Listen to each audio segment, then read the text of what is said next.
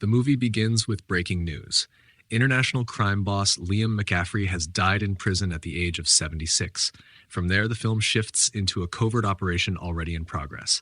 A mysterious voice orders someone to secure a package waiting in room 556 and to stay out of the lobby because of the cameras. The operative retrieves a hidden key card and moves quickly through the building. During the mission, the operative receives a personal call revealing he's late for date night, but insists he'll be there.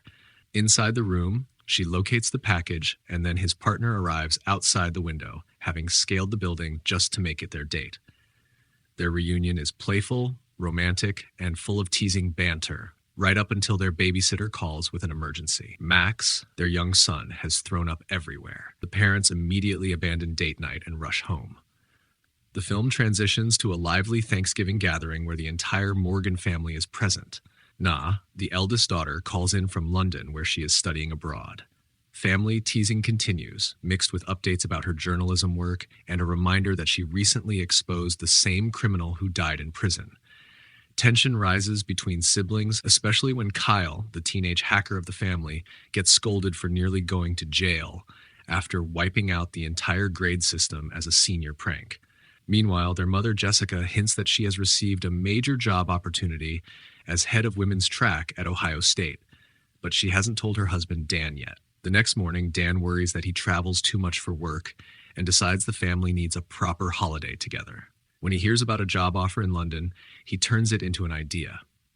The Morgans will spend Christmas in London, letting him work a short contract while the whole trip becomes a paid business expense. The kids resist, but Dan insists. The family travels to London, trying to stay awake to avoid jet lag. But when they stop by Na's flat unannounced, they discover a surprise. Na is living with her new boyfriend, Omar. Omar is friendly, much to the parents' shock. Na tries to smooth things over while the family adjusts to meeting him for the first time. As the day continues, Omar bonds awkwardly with Kyle, giving him philosophical advice and teaching him parkour, which nearly gets Max hurt. The parents become increasingly uneasy about Na's relationship, but hide their concerns. That night, they agree to restart Morgan family Christmas. The following morning, after everyone sleeps off the travel exhaustion, Dan prepares for his meeting with the London bank that hired him. While Jessica worries about when to tell him about her possible job in Ohio, Dan heads into the bank for a routine security assessment. Inside, the bank representative wants Dan to carry out a full kinetic test, breaking in as if he were an intruder. Dan clones a security card, bypasses cameras, and demonstrates the building's vulnerabilities. But during the test, something goes wrong. Another man enters the secured area, armed and hostile. He reveals that Dan is not who the bank was expecting and forces him to open a specific safe deposit box, number 411. Inside the bank vault, Dan opens the safe deposit box under threat. The gunman reveals that he knows exactly what's inside, a digital key, the key to the kingdom, granting access to Liam McCaffrey's hidden criminal empire. When Dan asks how he knows about it, the gunman shows a photo of Dan's son and asks if he recognizes the place. Dan does. Port Ram, his father's hometown. Then the truth hits him. The man he's facing is Finn, the housekeeper's son he grew up with. Finn reveals his real identity and explains that unlike Dan, he was never allowed to use the McCaffrey name. Finn is Dan's half-brother. Finn tells Dan the reunion is going to be short. He takes the digital key and announces his plan. Dan will take the blame for the bank robbery, and Finn will walk away with everything. The contents of the key reveal all the crimes Dan once did for their father. If Dan talks, he'll end up executed, and Finn admits he could have gotten the key without Dan, but betraying him makes it sweeter. Finn forces Dan to help him escape the bank by staging a fake hostage situation. Finn bursts out, yelling that Dan has a gun. Police swarm the area. Finn disappears, leaving Dan to deal with the fallout. Outside, Jess reaches Dan, confused and worried. Dan tells her the police now think he robbed the bank and that they need to get the kids immediately. The couple sprints through London while dodging armed officers, and every attempt to hide only makes their escape more chaotic. They steal a woman's handbag by accident, apologize mid-chase, and run through shops and alleys until they finally shake the police and return to their family's location. Meanwhile, Nina and Kyle are with Omar and Max at a playground. Na talks about missing home and how parents think they always know best. When Dan calls and urgently tells them to throw away their phones and stay put, The kids know something is seriously wrong. Moments later, Dan and Jess arrive in a panic, grab the children, and run. A car suddenly screeches to a stop. Finn is inside. He tries to kill them.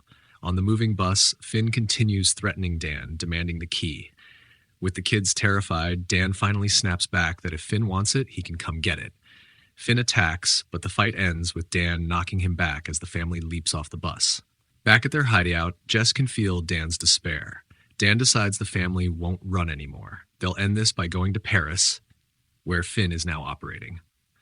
The family boards a boat, leaving UK waters behind. During the trip, emotions run high. Na is heartbroken about leaving the life she built in London. She tells Dan how happy she felt there and blames his past for dragging them into danger again. Dan apologizes, but the damage is done.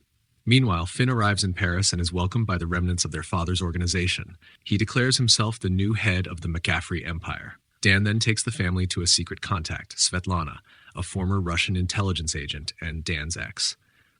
Jess is instantly jealous, especially after seeing Svetlana's dramatic greeting and her house full of cats. Still, Dan needs her help. He asks if she can access his father's encrypted server to understand Finn's next move. Svetlana agrees to help and feeds the family while Kyle struggles with her intense hospitality. Dan then prepares for a risky meeting. He wants to try reasoning with Finn. Jess argues he shouldn't, but Dan insists Finn is still his brother. Dan goes alone to a museum where Finn is waiting, unarmed due to metal detectors.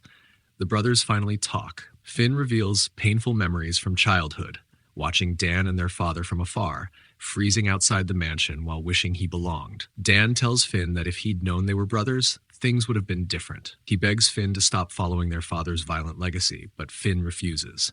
He wants everything Liam McCaffrey denied him: the power, the network, the empire.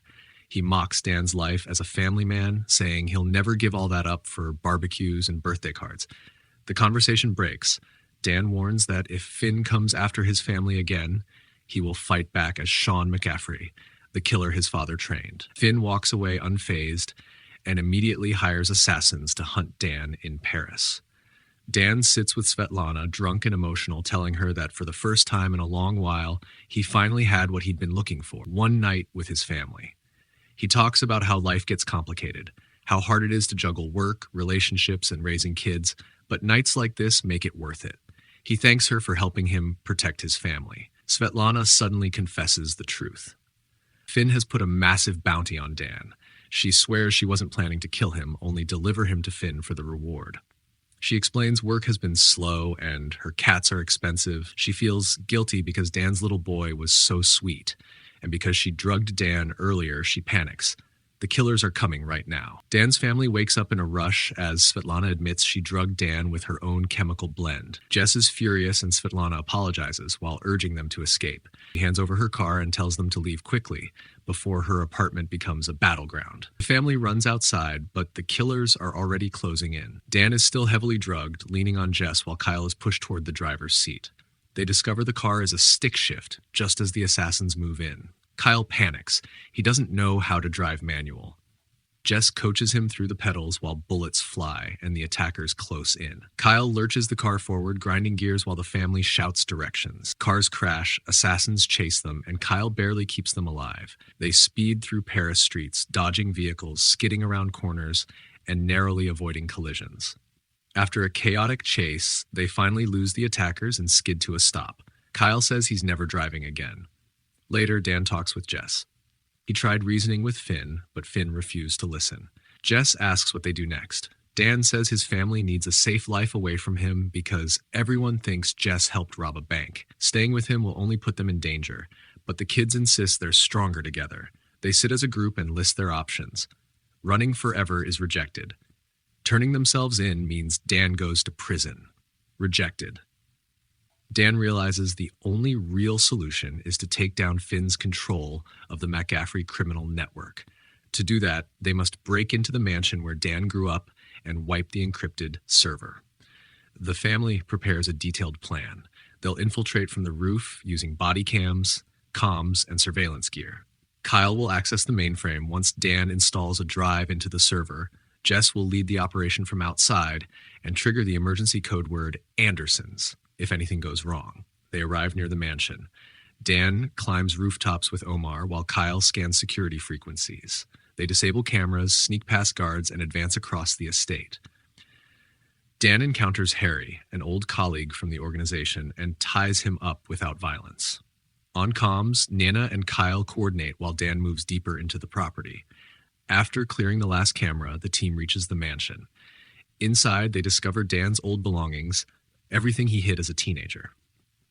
Then Finn appears. He reveals he used the same childhood secret passage Dan once boasted about.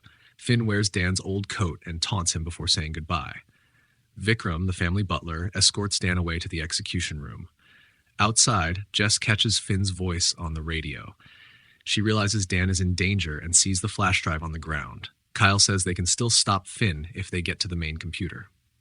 Although Dan said to abort the mission, Jess decides to override the plan. She goes into the mansion alone to finish the job and save him.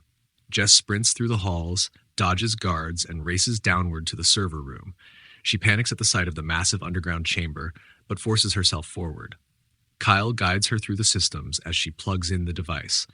Meanwhile, Finn taunts Dan in the execution chamber. Vikram expresses loyalty to Dan's father, but ultimately chooses Dan. Finn's men close in as Kyle gains access to the CCTV. Jess uploads the device while assassins search for her. Kyle tracks her movement and warns her when guards approach. When an assassin finds her, Jess fights for her life and defeats the attacker. Downstairs, Finn corners Dan and calls him Little Prince, mocking their childhood. Jess completes the upload, neutralizing the McCaffrey network. Finn realizes his empire is gone. Dan confronts him, and Finn is left powerless.